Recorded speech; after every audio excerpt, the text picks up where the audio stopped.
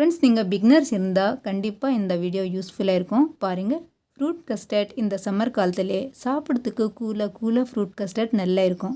ஈஸியான மெத்தட்லேயே செய்யலாமா? பாருங்கள், சும்மா 1/2 லிட்டர் பால். நான் இங்கே பசுப்பால் யூஸ் பண்ணுறேன். பசுப்பாலே டேஸ்ட் ரொம்ப நல்லா இருக்கும். கூடவே வேறு பவுலில் 1/4 லிட்டர் பால் எடுத்துருங்க. அதில் 2 ஸ்பூன் கஸ்டர்ட் பவுடர். இது கஸ்டர்ட் பவுடர் லம்ஸ் இல்லாத நல்லா மிக்ஸ் பண்ணிக்கோங்க. 2 ஸ்பூன் கரெக்டாக வந்துடும். நீங்கள் அதிகமாக போடாதீங்க. மிக்ஸ் பண்ணிவிட்டு சைடில் வச்சுக்கலாம். பால் பாருங்கள், நல்லா பாயில் வந்திருக்கு.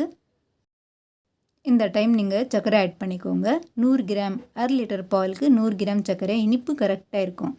நல்லா மிக்ஸ் பண்ணிக்கோங்க. பாலில் சர்க்கரை நல்லா மெல்ட் ஆகிட்டு இருக்குது. இப்போது கொஞ்சம் கலந்துக்கிட்டே போடுங்க. நம்ம கஸ்டர்ட் பவுடர் பாலில் சேர்த்து வச்சோம்.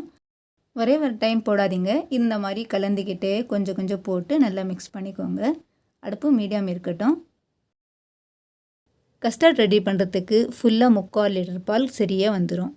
100 கிராம் சர்க்கரை. இனிப்பு கரெக்டாக இருக்கும். பாருங்கள், நான் ஃபுல்லாக போட்டேன். அவ்வளோதான். கொஞ்சம் பாயில் வந்தால் அடுப்பு ஆஃப் பண்ணிவிட்டு நம்ம கன்சிஸ்டன்சி செக் பண்ணி பார்த்துக்கலாம்.